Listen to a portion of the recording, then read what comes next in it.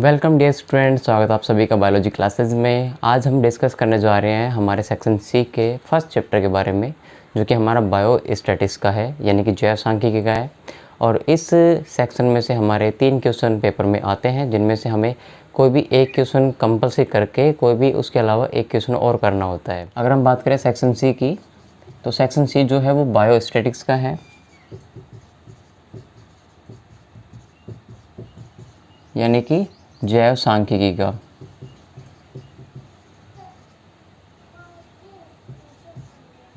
ठीक है, देखिए जैव सांख्यिकी क्या होती है। वैसे तो ये बायोलॉजी के अंतर्गत इंक्लूड की गई है, सो इसको बायोस्टैटिक्स बोलते हैं। वैसे इसको इंग्लिश में स्टैटिक्स कहते हैं, जो कि एक इंग्लिश का वर्ड है बायोस्टैटिक्स।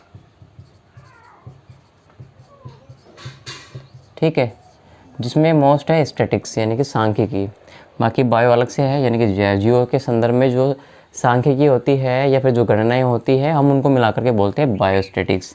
ठीक है, लेकिन जैव सांख्यिकी वर्ड की उत्पत्ति कहाँ से हुई? अगर हम पहले इसकी चर्चा करें तो जो स्टैटिक्स है ये एक इंग्लिश वर्ड है, ठीक है, जिसका मतलब होता है हिंदी में सांख्यिकी। यानी कि अगर हम वैसे सिंपली इसको डिफाइन करें तो बोल सकते हैं, तो जो डाटा जो होते हैं हमारे पास में, आंकड़े होते हैं, उनकी गणना करना, ठीक है, सांख्यिकी कहलाता है। अब ये गणना कहाँ हो रही है, किस संदर्भ में हो रही है, वो डिपेंड करता है उस साइंस की ब्रांच के ऊपर। जैसे कि हमारे यहाँ पे जो सांख्यिकी दी गई है वो बायो के संदर्भ में दी गई है, यानी कि जैव के संदर्भ में दी गई है, सो इसलिए इसको हम बोलते हैं जैव सांख्यिकी। जैव सांख्यिकी में इम्पोर्टेंट चीज़ क्या है? इसमें जो हमारे न्यूमेरिकल डाटा होते हैं उनको इकट्ठा किया जाता है, उनको फिर प्रेजेंट किया जाता है, उनकी एक टेबल बनाई जाती है, देन उनका ऑब्जर्वेशन किया जाता है। उन सभी डाटा को परखने के बाद में एक निष्कर्ष निकाला जाता है, और इस निष्कर्ष निकालने के बाद में उन एनिमल्स को या उनके कैरेक्टर्स को क्लासीफाई किया जाता है। सो यहाँ पर बायोस्टैटिक्स एक ब्रांच हो गई साइंस की। ठीक है, साइंस की क्या एक ब्रांच है जिसमें हम आंकड़ों का या पैरामीटर्स का कंप्लीट स्टडी करते हैं। ठीक है, यानी कि कैलकुलेशन, आंकड़ों की कंप्लीट गणना और उसके माप से रिलेटेड जो भी साइंस होती है या जो भी स्टडी होती है उसे बोलते हैं क्या? बायोस्टैटिक्स कहते हैं। देखिए बायोस्टैटिक्स या स्टैटिक्स वर्ड की उत्पत्ति कहाँ से हुई है, तो यहाँ 3 प्रकार के लैंग्वेजेस हैं जिनसे स्टैटिक्स उत्पन्न हुआ है। जैसे पहले बात कर लेते हैं इटालियन वर्ड, इटालियन लैंग्वेज। तो देखिए स्टैटिक्स की उत्पत्ति इटालियन लैंग्वेज में स्टैटिस्टा से हुई है। दूसरा वर्ड है लैटिन वर्ड। लैटिन वर्ड के जो स्टेटस है, स्टैटिस्टिक की उत्पत्ति हुई है। और तीसरी लैंग्वेज है हमारे पास में जर्मन लैंग्वेज। तो जर्मन लैंग्वेज के वर्ड स्टैटिस्टिक, तो बायोस्टैटिक जो वर्ड है वो इंग्लिश वर्ड है, और इनकी उत्पत्ति जो है वो इटालियन वर्ड के स्टैटिस्टा से हुई है और लैटिन वर्ड के स्टेटस से, जबकि जर्मन लैंग्वेज के स्टैटिस्टिक्स से उत्पन्न हुआ है, और ये सांख्यिकी कहलाता है। नेक्स्ट, अब इसके डेफिनेशन की बात करते हैं। तो देखिए यहाँ पर 2 इम्पोर्टेंट साइंटिस्ट हैं जिन्होंने स्टैटिक्स की प्रॉपर डेफिनेशन दी है। पहला साइंटिस्ट है क्रॉस्टन एंड दूसरा है कॉर्डन। दोनों ने मिलकर स्टैटिक्स को डिफाइन किया है, और इन्होंने बताया है कि स्टैटिक्स जो है वो साइंस की एक ऐसी ब्रांच है जिसमें हम डाटा या न्यूमेरिकल जो आंकड़े होते हैं उनको पहले इकट्ठा करते हैं, देन उसको फिर बाद में उसको प्रेजेंटेशन करते हैं, देन उसके बाद उसको एनालाइज करते हैं, और लास्ट में उसका फिर इंटरप्रिटेशन करते हैं, यानी कि निर्वचन करते हैं। उसके बाद में जो हमारे पास में निष्कर्ष आते हैं, उन निष्कर्ष के संदर्भ के आधार पर हम उन आंकड़ों के हिसाब से उन्हें क्लासीफाई करते हैं। तो यहाँ पर डेफिनेशन हो जाएगी, सबसे पहले जो न्यूमेरिकल डाटा होते हैं, ठीक है, उनका पहले तो सबसे पहले कलेक्शन करना, नंबर 2 उसको प्रेजेंटेशन देना, थर्ड उसको एनालाइज करना, और नंबर 4 उसको इंटरप्रिटेशन करना।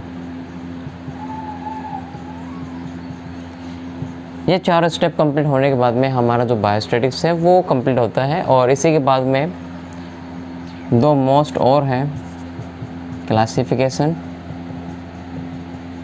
एंड ट्यूबुलेशन,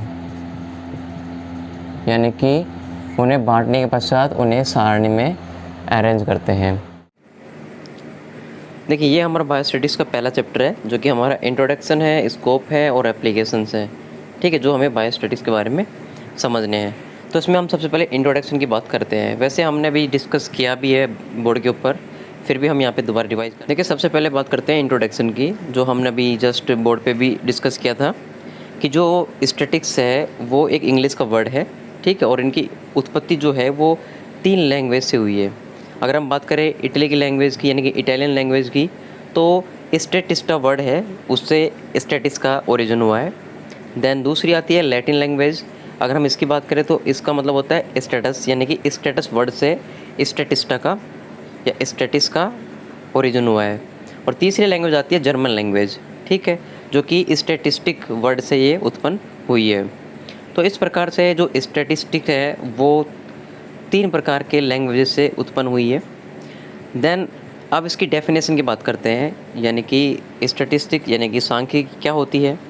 तो जीव विज्ञान की वह शाखा जो गणना और माप से रिलेटेड होती है। ध्यान दीजिएगा, कैलकुलेशन और मेजरमेंट, यानी कि हम जितने भी साइंस से स्टडी करते हैं उसमें कैलकुलेशन वाले जो भी फीचर होते हैं उनकी स्टडी करना स्टैटिस्टिक्स कहलाती है।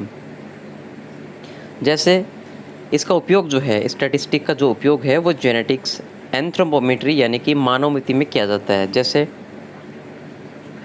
वंशागत गुणों का विश्लेषण करने के लिए, संबंध के बारे में जानकारी प्राप्त करने के लिए भी स्टैटिस्टिक का उपयोग किया जाता है।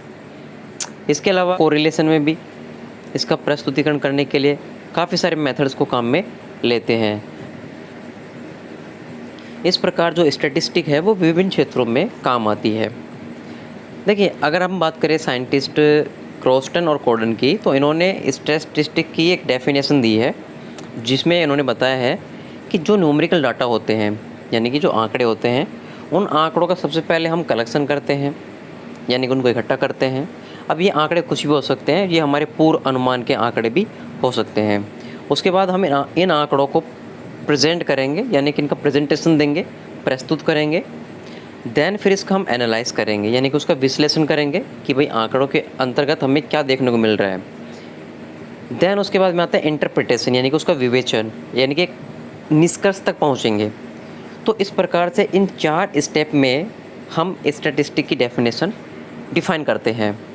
तो इसकी डेफिनेशन हो जाएगी न्यूमेरिकल डाटा का कलेक्शन करना, देन प्रेजेंटेशन देना, देन उसका एनालिसिस करना और लास्ट में इंटरप्रिटेशन करना, यानी कि विवेचन करना स्टैटिस्टिक कहलाती है।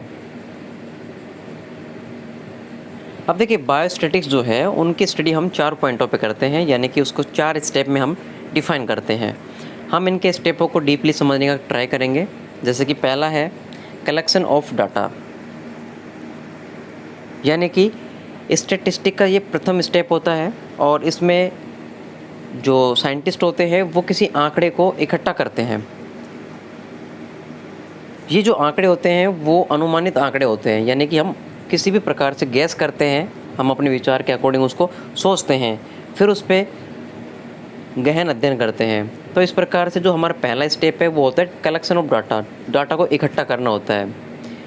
देन नंबर 2, दूसरा स्टेप हमारा होता है प्रेजेंटेशन ऑफ डाटा, यानी कि जो अभी हमने अनुमानित आंकड़े जो हमने लिए हैं उन आंकड़ों को प्रस्तुत करेंगे प्रेजेंटेशन के हेल्प से। तो सेकंड स्टेप हो जाएगा कलेक्ट किए हुए डाटा का प्रेजेंटेशन के फॉर्मेट में शो करते हैं। देन ये प्रेजेंटेशन डिफरेंट फॉर्मेट के हो सकते हैं, यानी कि अब हम प्रेजेंटेशन तो दे रहे हैं लेकिन ये प्रेजेंटेशन किस टाइप में हो सकता है उसकी हम यहाँ पे बात करते हैं। तो देखिए डाटाओं का प्रेजेंटेशन हम विभिन्न तरीक़ों से दे सकते हैं।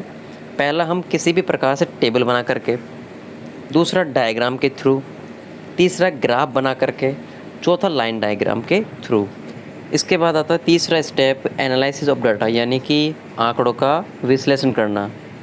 थर्ड स्टेप है, इसमें प्रस्तुत किए गए आंकड़ों का समझकर उनका एक निष्कर्ष तैयार करते हैं, जिसके लिए अनेक सांख्यिकी के मेथड्स हैं। यानी कि हमें अगर एनालिसिस करना होगा डाटाओं का तो उसके बहुत सारे मेथड दिए गए हैं। जैसे कि यहाँ पर हमारे सिलेबस के अकॉर्डिंग 2 मेथड दिए गए हैं जो हमें डाटा को एनालाइज करने के लिए हेल्प करते हैं। पहला मेथड है कोरिलेशन मेथड, यानी कि सहसंबंध। दूसरा आता है सिग्निफिकेंस टेस्ट, यानी कि सार्थकता के परीक्षण जो होते हैं।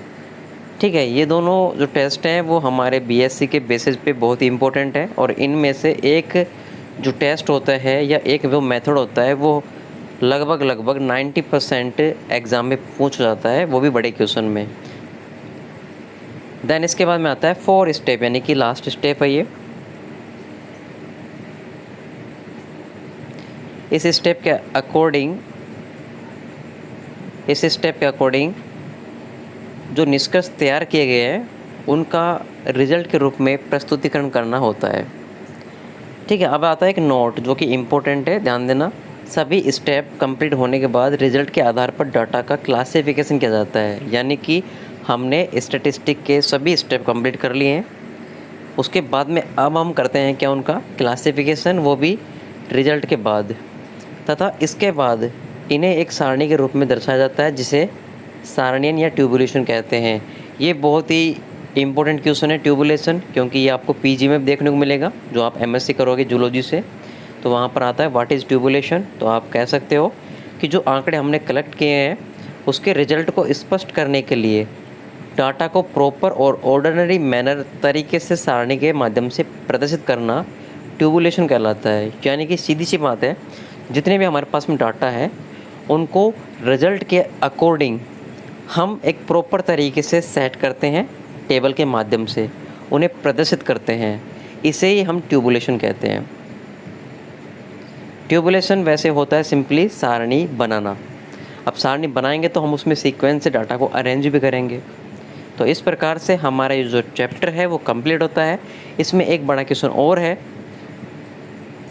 जो कि हमारे सिग्निफिकेंस के जो हमारे स्टैटिस्टिक होता है उसके सिग्निफिकेंस है और उसके फंक्शंस है, यानी कि सांख्यिकी के महत्व और उसके कार्य क्या क्या है उन सबको हमें यहाँ पर डिस्कस करना है। तो देखिए, सांख्यिकी के बहुत सारे कार्य हैं, बहुत सारे फंक्शंस हैं, ठीक है, बहुत सारे उनके सिग्निफिकेंस भी है। इसमें हमारा पहला है कि जो स्टैटिस्टिक होती है वो फैक्ट को संख्या के रूप में प्रदर्शित करती है। बताया था मैंने आपको परिभाषा में भी, न्यूमेरिकल डाटा को बोलता है ये, कि न्यूमेरिकल डाटाओं का क्या होता है, इसमें कलेक्शन किया जाता है। तो इसका पहला सिग्निफिकेंस क्या है कि ये फैक्ट को संख्या के रूप में प्रदर्शित करती है। ठीक है, दूसरा फैक्ट, अगर हम दूसरा फैक्ट देखें तो जो दूसरा फैक्ट है वो जो तथ्य होते हैं, फैक्ट होते हैं, उनके बीच में संबंध स्थापित करता है, यानी कि रिलेशन को बताता है। तीसरा फैक्ट है जटिल समस्याओं को सरल बनाता है। नेक्स्ट है तथ्यों को तुलना के रूप में दर्शाया जाता है, मतलब जो तथ्य होते हैं उन्हें हम एक टेबल बना करके दर्शाते हैं। इसके अलावा नीति निर्धारण एवं प्रभावों को मापने में, यानी कि जो हमने नीति बनाई है उसके क्या प्रभाव है उनको मेज़र करने में भी क्या होती है, सहायक होती है। समस्याओं को गहराई से स्पष्ट करती है, जो हमारे स्टैटिस्टिक में जो प्रॉब्लम होती हैं उनको सोल्व करती है।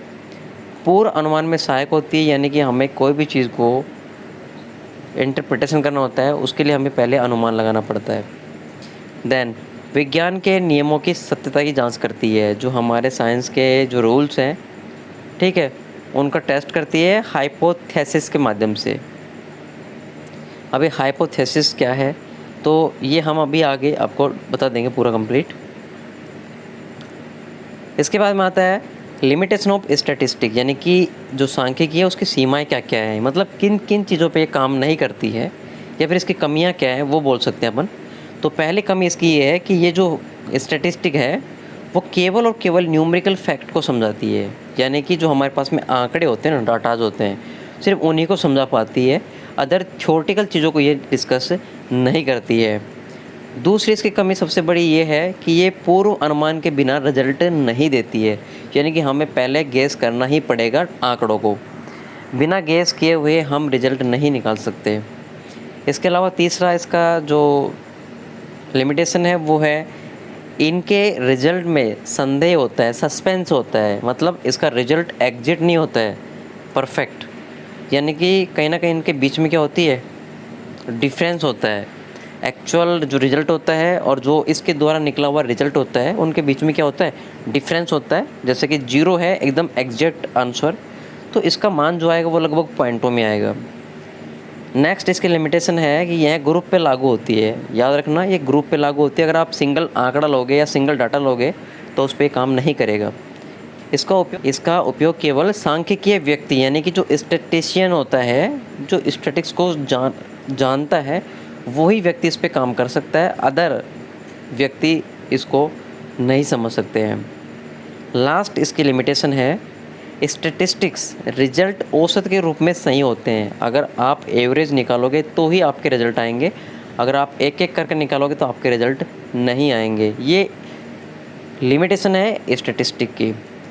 तो कंप्लीट जो हमारा स्टैटिस्टिक्स का है वो उसका इंट्रोडक्शन आज समाप्त होता है। अब इसमें हमारे 2-3 चीज़ इम्पोर्टेंट है, जैसे कि हमारे यहाँ पे डाटा को एनालाइज करने के लिए जो मेथड्स दिए गए हैं वो इम्पोर्टेंट है। कोरिलेशन है और दूसरा है सिग्निफिकेंस टेस्ट। तो हम नेक्स्ट चैप्टर में कोरिलेशन और सिग्निफिकेंस टेस्ट को डिस्कस करेंगे। देन उसके बाद के चैप्टरों में हम जो हमारे पास में डाटा जाते हैं जैसे कि उनका प्रेजेंटेशन करना होता है, टेबल ग्रुप में डायग्राम, ग्राफ और लाइन डायग्राम, इन सभी को हम डिस्कस करेंगे किस किस प्रकार के डायग्राम बन सकते हैं। तो हमारे स्टैटिस्टिक्स में सिर्फ यही चैप्टर हैं, जैसे कि डायग्राम यानी कि डाटाओं का प्रेजेंटेशन करना और स्टैटिस्टिक के जो मेथड्स होते हैं, ठीक है, उनके बारे में डिस्कस करना। तो इस प्रकार से हमारा स्टैटिस्टिक का ये चैप्टर ख़त्म होता है। कल हम नेक्स्ट चैप्टर को डिस्कस करेंगे।